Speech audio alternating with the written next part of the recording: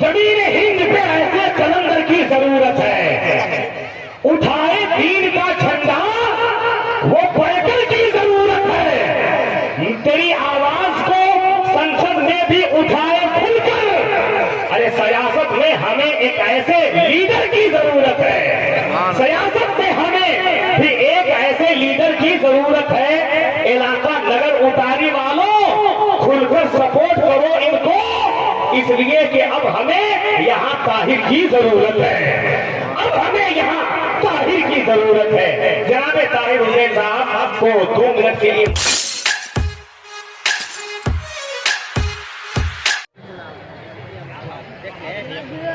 इस स्टेज पर तशरीफ फरमाए उलमाए किराम। अब इस जलसे में मौजूद बुजुर्गों, नौजवान दोस्तों, माता और बहनों, अस्सलाम वालेकुम। वालेकुम अस्सलाम। ये कोयंदी की सरजमी पे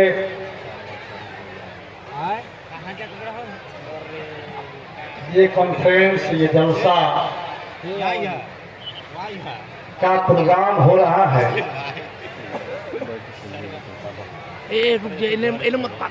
हर साल इस मदरसे में जलसा होता है, लेकिन इस वर्ष का जो जलसा है हमको लगता है कि सबसे बेहतर कामयाबी की ओर बढ़ रहा है जलसा। और आज उलमाए किराम आपसे, हमसे, तमाम लोगों से कुरान पाक पर, हदीस पर, इस्लाम पर, नाते पाक के जरिए, तकरीर के जरिए आपको बताएंगे। मैं कोई मौलाना हाफिज़े कुरान नहीं हूं, लेकिन एक सच्चा मुसलमान हूं, आपका सच्चा सिपाही। और इस हैसियत से, क्योंकि हमें और आप लोगों ने मुझे जिस काम की जवाबदेही और जिम्मेवारी दी है, उस जिम्मेवारी पर मैं खड़ा उतर पा रहा हूं कि नहीं उतर पा रहा। और एक सच्चा मुसलमान की हैसियत से मैं इस देश और दुनिया की जो राजनीति है, सियासत है, उस पर हम आपसे 2-3 मिनट चर्चा करना चाहता हूं, गुफ्तगू करना चाहता हूं। हमारे उलमाए किराम यहाँ मौजूद हैं। ये झारखंड है और झारखंड की धरती है, और नगर उतारी कोयंदी 15 किलोमीटर दूर उत्तर प्रदेश का बॉर्डर है। यहाँ से 15 किलोमीटर पश्चिम उत्तर प्रदेश है, और हम जहाँ पर खड़े हैं ये झारखंड है। उत्तर प्रदेश के खीरी में, लखीमपुर खीरी में, जब वहां के किसान के सवाल पर जब आंदोलन करते हैं, लड़ते हैं, तो वहां किसानों पर गाड़ियां दौड़ाई जाती है, उनको कुचला जाता है। यह उत्तर प्रदेश की धरती है, जोगी की धरती है, लेकिन यह झारखंड की धरती है। और यही झारखंड में मजदूरों को हेलीकॉप्टर से, जहाज से बुलाया जाता है, और उत्तर प्रदेश के किसानों पर गाड़ियां दौड़ाई जाती है, उनको कुचला जाता है। ये अंतर है। वहां योगी है, यहाँ हेमंत है। ये अंतर करने की जरूरत है। वहां पर किसानों को मौत के घाट उतारा जाता है, और यहाँ कोरोना में मजदूरों को मौत से बचाया जाता है। और यही गढ़वा की धरती है, अंचला नवाडी, कि हमारे बुजुर्गों के कब्रिस्तान को एक फरोज तक नहीं आता, लेकिन उत्तर प्रदेश से जो मस्जिद और मदरसों और कब्रिस्तानों को बुलडोजर से ढाया जाता है। यहाँ मदरसे बनते हैं, यहाँ मस्जिदें बनते हैं, कब्रिस्तान बनाए जाते हैं, लेकिन उत्तर प्रदेश में बुलडोजर चलाया जाता है। ये अंतर है। वहाँ योगी है, यहाँ हेमंत है। आज हमारे लिए, हमारे कौम के लिए, समाज के लिए आज हेमंत सोरेन जेल के सलाखों को पीछे है।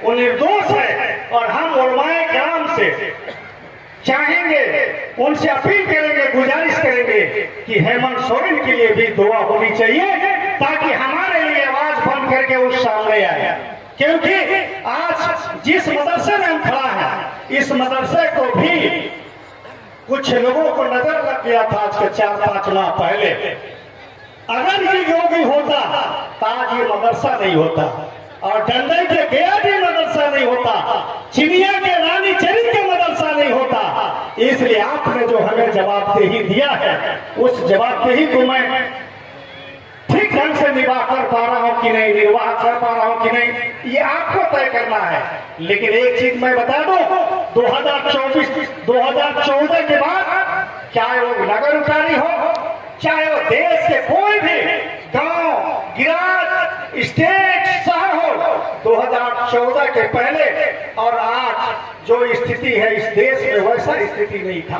2014 के पहले नफरत नहीं था, लेकिन 2014 के बाद आज पूरे देश में नफरत का माहौल है। लेकिन हम जानते हैं, हमारे कौम के लोग जानते हैं, हमारे उलमाए कराम जानते हैं कि हम नफरत का जवाब नफरत से नहीं बल्कि नफरत का जवाब हम मोहब्बत से देते हैं। और इस्लाम उसी का दूसरा नाम है कि हम कोई तलवार के बिना पर हम इस्लाम को नहीं फैलाए हैं, हम मोहब्बत से फैलाए हैं। और आज इस देश में, पूरे दुनिया में जो नफरत का माहौल है, और खास करके भारतीय जनता पार्टी और नरेंद्र मोदी के आने के बाद इस देश में नफरत का माहौल, कहाँ चाय के रूप में, कहीं गाय के रूप में, कहीं हिंदू और मुसलमान के रूप में, भारत और पाकिस्तान के रूप में इस देश में नफरत फैलाया जाता है। और इस नफरत को हमें और आपको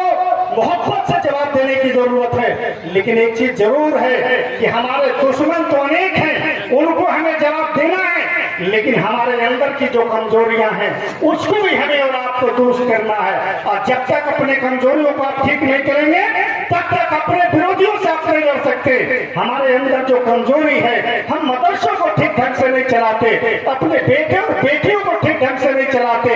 हम जो ऐसे अपने बेटे और बेटियों को जो तालीम देने की बात होगी तो उस पर आप ध्यान नहीं देते। आपका बेटा और बेटी मदरसा जा रहा है कि नहीं, स्कूल जा रहा है कि नहीं, और जा रहा है तो आप कब रहा है, इसकी जानकारी आपको नहीं है। क्योंकि हमारे समाज में, हमारे कौम में शिक्षा और तालीम के प्रति जो जवाबदेही होना चाहिए समाज को, वो जवाबदेही नहीं हो रहा है।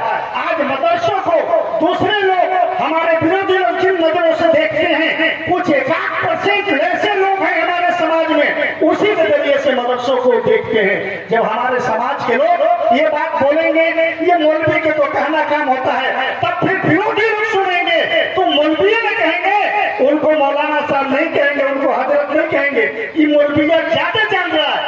ये शब्द नहीं निकलना चाहिए। ये अगर शब्द निकलता है तो आप दिन इस्लाम कुरान हदीस के विरोध में आप बातें करते हैं। एक मौलवी को 5,000 रुपया 7,000 रुपया आप देते हैं, और अगर कोरोना में अगर एक माह ड्यूटी नहीं करता है तो आप उसका तनख्वाह काट लेते हैं। और हम और आप एक दिन में लाखों रुपया, हजारों रुपया खर्च करते हैं, और आप 60,000 में मदरसा चलाने की बात करते हैं। इस पर भी हमारे कौम के लोगों को सोचने की जरूरत है। मैं धुर्की मदरसा से जलसा से आ रहा था, और रास्ते में एक गांव पड़ता है, वहां गया थी के मदरसे में पढ़ने वाला एक लड़का मुझे अकेला सुनसान जगह पर मिलता है। मैं पूछता हूं कि क्या तुम्हारा नाम है, कहाँ तुम्हारा घर है, उसको तो सही सही नहीं बताता। जब मैं उसको धमकाया, डरवाया, तो सही सही बात बतलाया। और वह लड़का के साथ एक लड़का आया था, वह लड़का गलत करने गया था। ये मदरसा अगर कल बदनाम होगा, हमारा कल होगा, अगर मारा जाता तो यही होगा कि मदरसा के लड़का मारा गया। तो इस तरह की चीजें हैं। हमारे समाज में शराब की बढ़ोतरी हो रहा है, हमारे समाज में दहेज देना हो रहा है, हमारे समाज में तलाक हो रहा है। इस तरह की चीजों पर हमें और आपको फौरन और तात्कालिक तौर पर रोक लगाने की जरूरत है कि मेरे समाज में कोई शराबी नहीं होगा, मेरे समाज में कोई दहेज लोभी नहीं होगा, मेरे समाज में कोई तलाक देने वाला नहीं होगा। ऐसे समाज बनाने की जरूरत है, तभी जाकर के बेहतर और विकसित समाज बना सकते हैं। और इसलिए फौरन तौर पर करना होगा कि मदरसों को कैसे बेहतर और विकसित बनाया जाए। और मदरसों को अगर बेहतर और विकसित नहीं बनाते हैं तो आप आगे नहीं बढ़ सकते, आपका समाज आगे नहीं बढ़ सकता। और मैं कह रहा हूं कि मदरसों के साथ साथ आप अपने बेटे और बेटियों को स्कूल कॉलेजों में भी भेजिए। उनको इंजीनियर, डॉक्टर, मास्टर, वैज्ञानिक बनने की भी जरूरत है ताकि हमारा समाज आगे बढ़ सके। लेकिन इस बिना पर नहीं कि मदरसा बंद करके हम वैज्ञानिक बनेंगे, मदरसा में पढ़ करके इंजीनियर बनेंगे, डॉक्टर बनेंगे, मास्टर बनेंगे। अगर मदरसा में कंप्यूटर नहीं है और कंप्यूटर की पढ़ाई करने वाला अगर कोई मौलाना नहीं है तो हम वैसा लाएंगे भाई, उनको हमको 20,000 रुपया तनख्वाह देना पड़ेगा।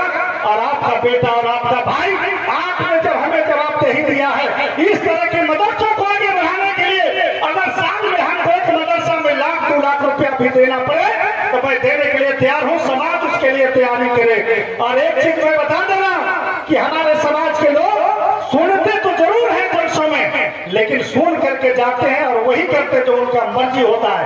आज हम देख रहे थे भीड़ बहुत आया है, लेकिन जलसा शुरू होने से पहले 1-2 लाख सुन करके अरे हमारे समाज के नौजवान बाहर जा रहे हैं 1-1 रुपया इकट्ठा करके।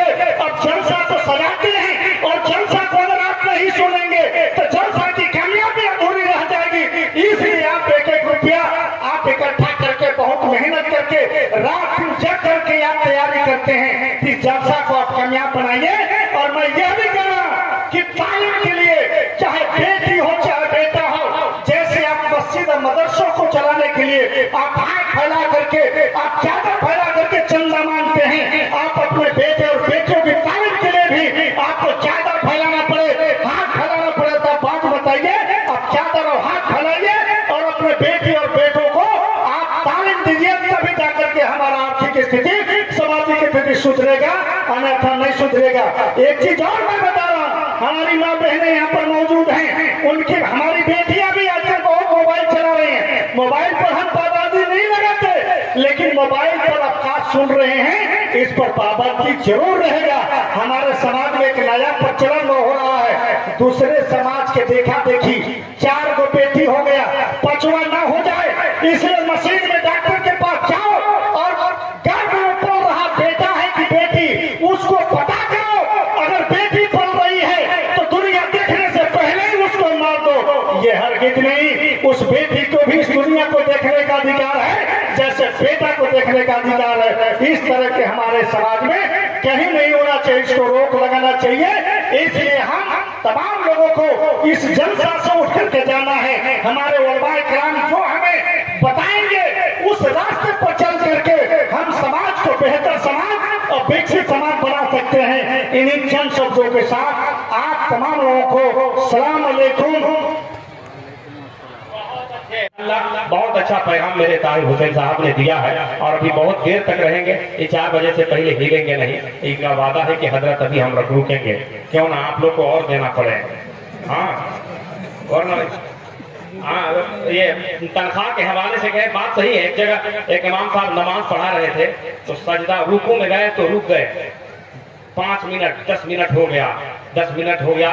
पिछला सब में बेचारे बूढ़े लोग थे, एक बूढ़ा आदमी नियत तोड़ के आया, बोला कि हजरत 10 मिनट हो गया, घुटना दर्द करने लगा, आप तो सजदा में जाइए। तो हजरत ने कहा कि चाचा 5,000 में ध्यान दे, दिमाग नीचे हो सांप है, समझे। तो खैर ये समझ लीजिए कि वक्त नहीं है दोस्तों, वरना आपको तो ऐसा करता कि बुलबुल्ला की तरह होते। बहुत अच्छी हमारे माँ बहनें भी बैठी हुई है, कहीं से कोई दिक्कत नहीं है। खान का है बैतुल अनवार, और बैतुल अनवार का वो गुलाब आपकी समातों में पहुंचने वाला है। उभरता हुआ अजीम शान खतीब फैजान शम्स मिल्लत लेकर शहजादे हुजूर अमीर मिल्लत हजरत अल्लामा मौलाना काशिफुल हुदा साहब दिल्ला आपके हवाले होने वाले हैं। सारा मजमा नारा लगाई बिला ताखीर। और इस वादे के साथ हमारे ताई भाई ने हालांकि ये भी कह गए कि खाके दरे रसूल की सौगात चाहिए, हाथों को मेरे निस्बते सादात चाहिए, बच्चों की परवरिश के लिए और कुछ नहीं, हमको हसन हुसैन की खैरात चाहिए। बच्चों की परवरिश के लिए और कुछ नहीं, हमको हसन हुसैन की खैरात चाहिए। सदर साहब कहाँ चले गए? क्या बात है? अच्छा हाथ मिला दीजिए। इतना बढ़िया सदर अब्दुल हकीम साहब हैं, इन्होंने कहा कि वॉलेंटियर को कह दीजिए वो लोग एकदम टाइट रहे। जनाब मौलाना मुबारक हुसैन चतुर्वेदी जी महान की गाड़ी फंस गई है, सबकी फंस ये रही है तो किसकी निकलेगी? ये बताइए कि आप लोग क्या कर रहे हैं? वॉलेंटियर की जरूरत वहां है, जाकर के उनको निकालिए जल्दी से। अब वो अपने जरा सारा मत हाथ उठाइए, जो हुसैनी है हाथ उठा ले। हाय हाय हाय, उठा लिए हैं तो एक आदमी भी बिल्कुल इधर उधर न करे। क्या बात है, क्या बात है, सदर साहब से बड़ी उम्मीद है। वाह वाह, वाकई में सदर वाला नोट दिए हैं। हाँ, बहुत अच्छा बहुत अच्छा, अल्लाह सलामत रखे ऐसे सदर को। बल्कि कहिए तो हम अपने यहाँ का आपको सदर बना दें। हमारा यहाँ का सदर बड़ी कंजूस है। तो डब्बा घुमा रहे थे मस्जिद में तो पता इतना कंजूस है कि एकदम पर्स निकाला 2000 या 500 एकदम था, लेकिन साल का 10 रुपया ज्यादा डब्बा में। लेकिन इत्तेफाक से 2000 जो है निकालने में गिर गया, तो पीछे से एक आदमी उठा के दिया। अब आओ देखे न ताओ, वो भी डब्बा में डाल दिए। तो पीछे वाला आदमी कहा कि सदर साहब आप ही वाला था। समझ गए? वो आदमी कोमा में चला गया, अभी तक रांची में है। लेकिन आपका सदर बहुत अच्छा है। अगर आप बिल्कुल तैयार हैं तो जरा हाथ लहरा करके खान साहब बैतुल अनवार का गुलाब शहजादे हुजूर अमीन मिल्लत, शहजादे हुजूर अमीन मिल्लत का इस्तकबाल करे हजरत अल्लामा काशिफुल हुदा साहब। जबरदस्त तरीके से इस्तकबाल होना चाहिए। नारे तकबीर। अभी जमजम है, इंशाअल्लाह ताला अभी आ रहे हैं। इनकलाब हुसैनी लहजे का वो शायर आपकी समातों में एक मिसरों की चिंगारियों से आग लगा देगा। सुभान अल्लाह, अल्लाह सलामत रखे। उठा के नारा लगाए, नारे तकबीर। नहीं, आवाज एकदम नहीं है। बढ़िया बिरयानी हम देखे कि उधर लोग खिला रहे थे, आप लोग खा लिए हैं तो जरा हाथ खड़ा कीजिए। नारे तकबीर। स्टेज से भी आवाज आ जाए, नारे तकबीर।